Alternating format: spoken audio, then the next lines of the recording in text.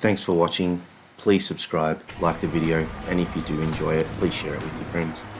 Alright boys, on to Man United news for this week.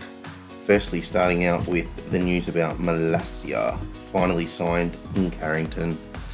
So he turned up on Monday to complete the second part of the medical, which was great. He said he was feeling incredible to have been joining United, which is awesome. I start to think of our old Dutch signings like Memphis and just hoping he doesn't flop like Memphis did. He understands that the Eredivisie and the qualities he has and what he's going to be bringing to Old Trafford, which is great. We know that we need an attacking left-sided player, so this could be the man. I've watched lots of clips on him. There's lots of clips on YouTube about him and some of the things that he's produced on the field. Notably, his shooting from long range looks fantastic. It's almost FIFA-esque. You know, he's gone on to say that he knows he's young and can still develop. And hopefully, you know, with Luke Shaw there's a prospect of that happening. Hopefully Luke Shaw doesn't feel as though he's taking his spot. Alright, moving away from Malacia, we're looking at Lisandro Martinez now and his eventful or hopeful move to United. Erik ten Hag has actually called him the Pitbull or a Pitbull in previous times. So United's obviously trying to build or rebuild under new manager Erik ten Hag. Things aren't going according to plan, to be honest, at the moment. So we've obviously signed Malacia, but we're looking to shore up that left side. So according to different reports and different media outlets, Martinez has told Ajax that he does want to leave immediately and play in the Premier League. We're just hoping that that's not at Arsenal at this point, so we're hoping that our owners, the Glazers, pull out that 50 million that Ajax is requiring so that we can get that signature across the line. It would be pretty embarrassing to lose this battle now to the Gunners, knowing that they're interested, but knowing that we have Ten Hag up our sleeve should be able to get this or help us to get this done. Now, he was actually interestingly thought of as Tagliafico's successor at left centre-back or at left-back, but has shifted into a defensive midfield role and now into centre-back, which is where Ten Hag will use him for sure. We know that we're probably not going to buy a defensive midfielder, but Ten Hag has used Lisandro in that role before and it didn't quite work out. So essentially we are buying a centre-back in this case. Moving on to another story about Paulo Dybala. Looks like a signing that United would make. You know, we're a little bit stingy, so a free transfer is always a good thing for us. What are we thinking as fans? We're probably thinking that this is like a mercenary move, like a bit of an Angel Di Maria, even maybe a Cristiano move.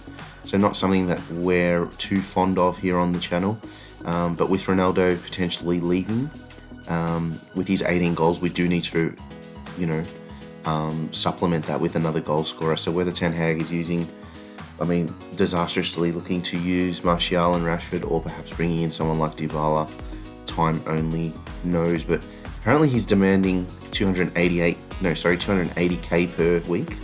That's pound, by the way, which is an extraordinary amount of money. Even his old manager Allegri pretty much said, no thanks, you're out of here, when he demanded that sort of cash. So does it seem like a United signing? Unfortunately, yes. But we'll see what happens in this space. Alright, another story that we're going to touch on is how the young players are feeling at United now.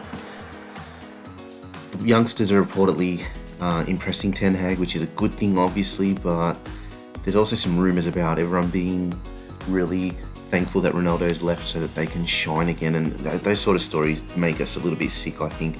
If you can't play with Ronaldo, how can you play without the man? You know, so learning that Zidane Iqbal is one of those people that is impressing Ten Hag is really reassuring. But if these get to the men with the coffers, you know, if the Glazers start hearing of this stuff, we're never going to sign any new players. So it's a little bit of a worry. We've got Garnacho there as well. So I think these 18-year-olds, these 20-year-old kids might be stopping us from making key signings and therefore stopping us from keeping Ronaldo as well. So while it's good that these kids are doing well, I would love them to do well once the transfer window was closed, so that we had some other signings in the door first.